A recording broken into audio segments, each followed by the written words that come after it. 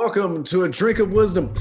Nathan Drinker and I'm Jay Wise. Thanks for spending some of your time with us. As you know, our show is hosted on the Anchor app, but we're also on all the major podcast platforms, Apple Podcasts, Spotify, just to name a few of them. And if you're looking for the video format of our show, you can find us on the A Drink of Wisdom YouTube channel. Drink, it seems like it's been a minute since we've done one of those, but it's good to see and be back with you to get this thing going. Man, same here, man. I'll be missing my brother from another. Listen, been a week and a half, I think you said earlier. So, time flying by, life happening, it is what it is. But nah, we get to sit back at the table and do what we do best. And let's talk about this crazy sports landscape. So, as always, we see what they don't, we say what they won't. And you know why you're here, because we about to talk some sports, baby. So you know what it is. Let's roll, baby. In episode 54, Brad Stevens gets promoted. The Lakers are on the brink. We react to Julio Jones' public comments that he wants out of Atlanta. We're going to start tonight in the NBA and some just bad behavior from the bleachers and the fans. We've seen several incidents. It seems like it started in the playoffs. We've seen Wizards fans. What we got here? Wizards fans running on the court acting a fool. Right. That's one of the more mild ones. We got 76ers fans throwing popcorn. We got Knicks fans spitting on players. We got Celtics fans throwing bottles at Kyrie Irving. Jazz fans, they're doing what Jazz fans do apparently. So they say. So what do you Drink? What do you make of this recent string of bad behavior, and have you identified a root cause of it? So I have to think: is the root cause coronavirus? Is it that a lot of people we're happy we're taking the mask off as the vaccine spread deep and wide, and more and more people get it. Human nature. We're taking off the mask now. We able to go back and enjoy things that we ain't been able to enjoy for the last almost 2 years, year and change. It depends on when you think the coronavirus started. Listen, we had stuff happen before coronavirus. The problem with this now is this: fans have been waiting for the longest to be able to go to these events. Now you have these events open, and they're letting a certain amount of fans come. So you're one of few, how many ever, 11,000, 12,000, however many fans that's getting, the opportunity to go to these events again. And instead of you appreciating the fact that you're allowed to go to these events, because just 6 months ago, it wasn't no going to no events. You stuck in the house, or we're watching basketball in empty arenas. We're watching football in empty stadiums.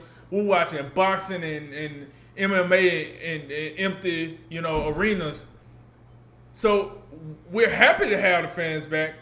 But now, instead of us appreciating the opportunity, that's the word I was looking for. Instead of us appreciating the opportunity, we throwing popcorn? Listen. Westbrook has been in a number of different incidents. I remember, just off the top of my head, I remember the little boy that pushed him or punched him or whatever. One time he was on the sideline taking the ball out.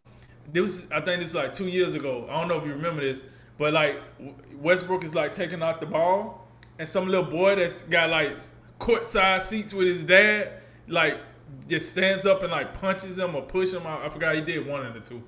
And Westbrook turns around and he's like, yo, where your dad at?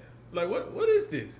Or the event, when Westbrook was with OKC and the doctor, I think he was a dentist. The dentist from Philly, courtside seats, he comes all the way on the court to hit Westbrook with the double bird salute. So I'm saying all this to say this. I don't know what it is that Westbrook do to fans, but they really go out their way to let them know that they don't like them. And listen, I got it. Fans is short for fanatic, but you can't act like that. This is unacceptable. And that one, was unacceptable. But the one that you mentioned that was really unacceptable was whoever this Knicks fan was that spit at Trae Young. Listen. This is what Westbrook said about his incident. And I agree with him 100%. He said, and I quote, "You think if this guy seen me out in the streets, he would pour popcorn on me? Or if he seen me at a movie theater, he would pour popcorn on me? Probably not. I'm not sure I Because he understands that if he does that, it's going to be consequence. Every reaction had a reaction. But I feel like the fan did that because the fan knew he was protected. All right, cool. So I say that for the Trae Young situation. I'm fairly confident if this guy seen Trae Young, he wouldn't spit on him in the street. Why? Because that would have a reaction.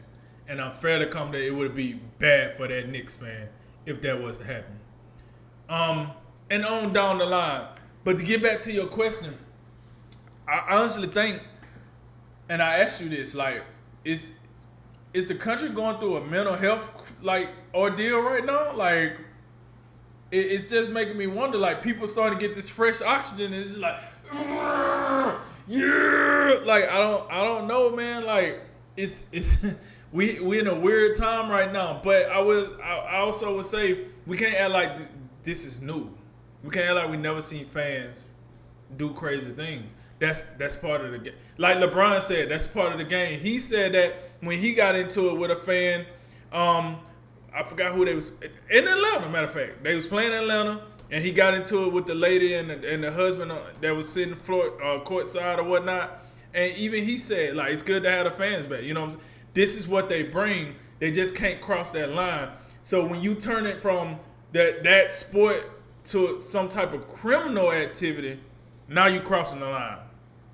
And I don't want to get into that too much.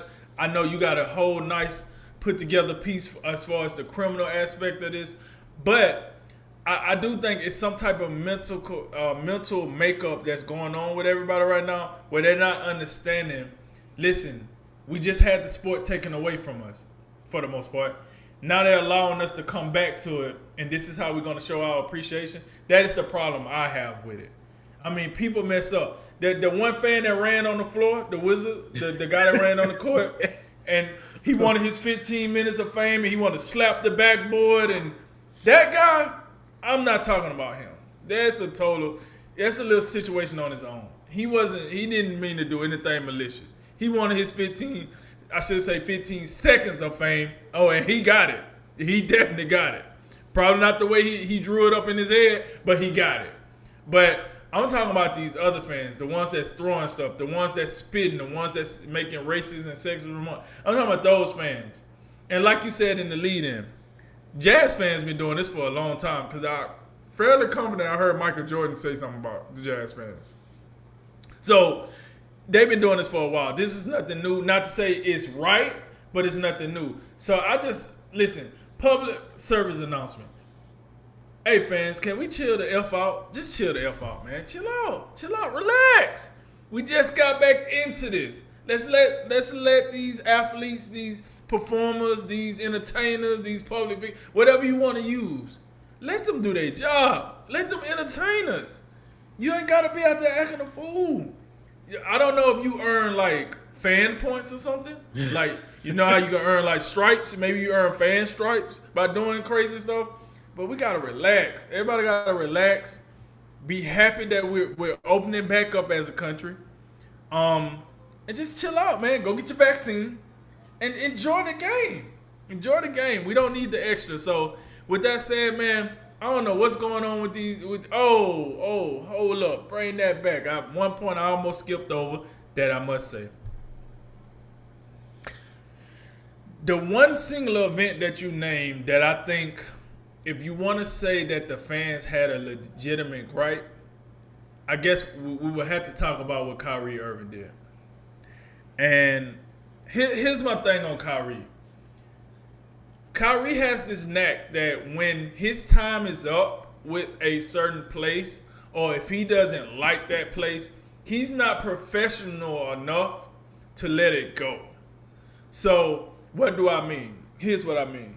When he left Cleveland, He said, and I quote, "It feels good to be in a basketball city." Talking about Boston.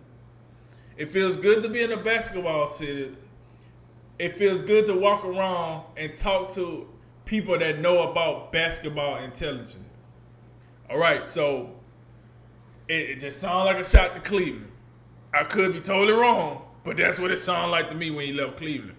Now he leaves Boston, and now he's in Brooklyn, and now it's these fans are racist. It's crazy how you can go, they'll root for you to go play basketball at night, but in the next morning you still a nigga.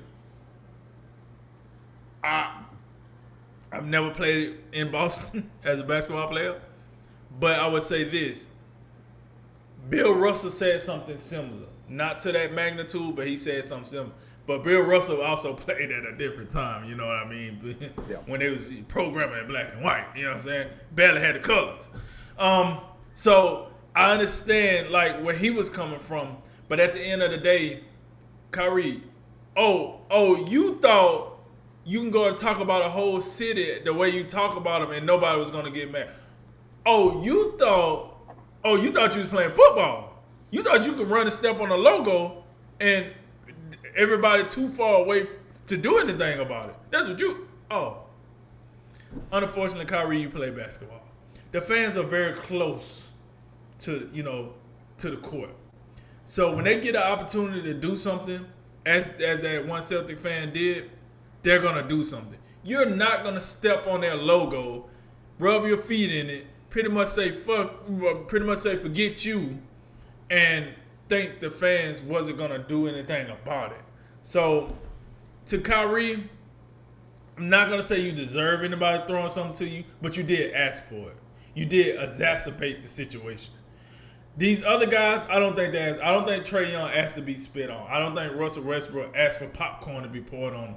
I don't think Ja Morant asked for his family to be, harassed with racism and sexism remarks. But you, my friend Kyrie, you asked for the bottle to be thrown at you. I don't think it's right that it got thrown at you, but you cannot do stuff like that. Just like you say, we human. If everybody treat us like we ain't human, the fans in the stands human too. You can't do that. You can't antagonize the fans with something like that and then get mad when they do something. So with all that said, man, I don't know what's going on with the fans. Hopefully we get used to going to events again and all this die down. But right now it just seems like it's just that kid that you take outside for the first time. You take them to a restaurant, they act a plum fool in the restaurant because they're not used to being out in public. That's how the fans are acting right now.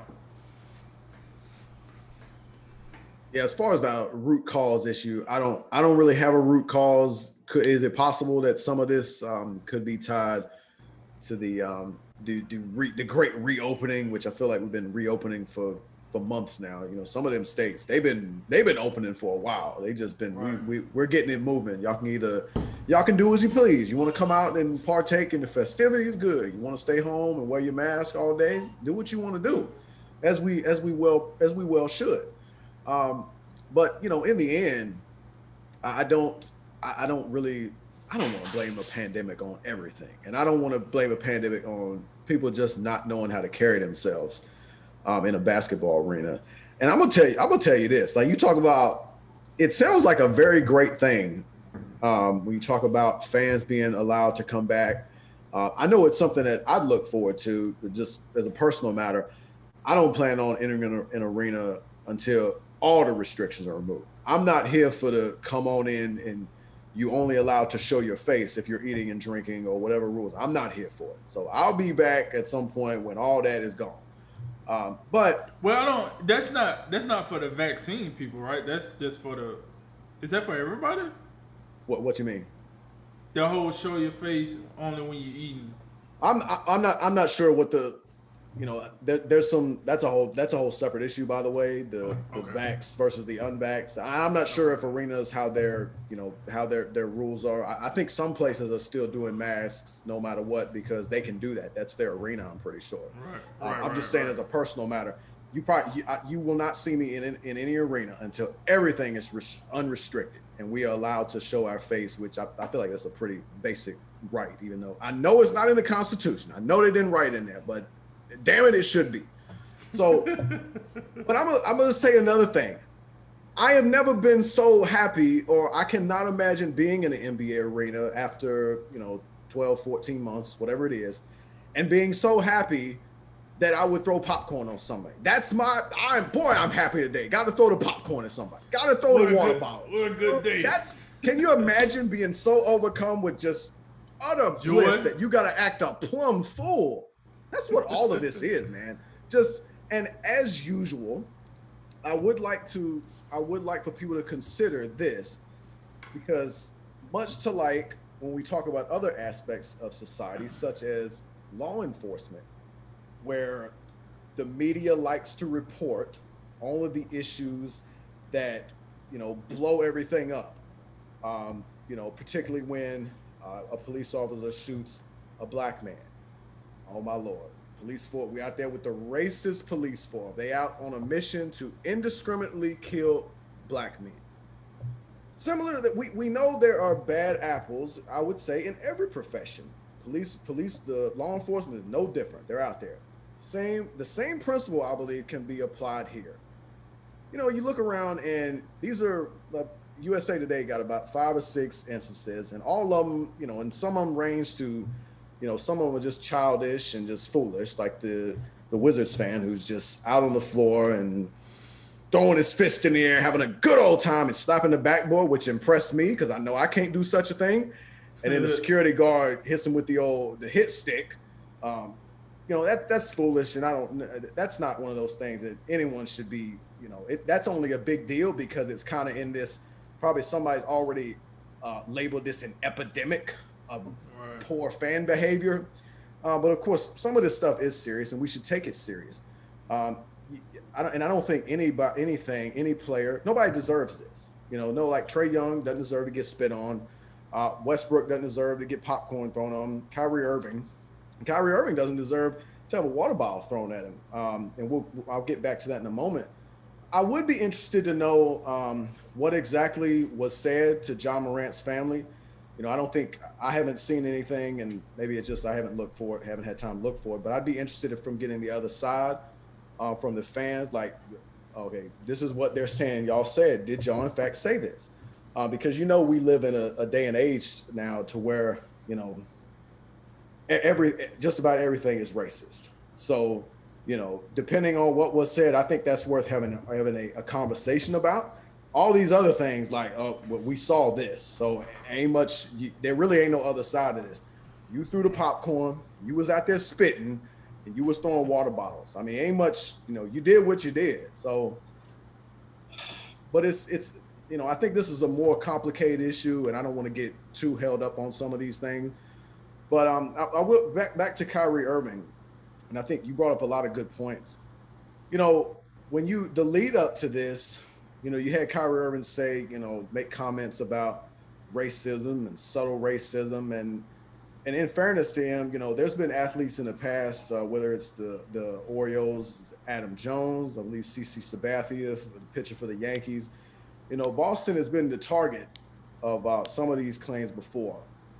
But I still think that's a pretty, even though you can say, there appears to be some racist in Boston, sure. But when I think you would agree with me, when you sort of blanket generalize these things and you kind of, not in so many words, going to Boston, got to deal with that subtle racism to where you haven't really, overtly said, yeah, Boston racist. We go up there and we got to deal with all the racists.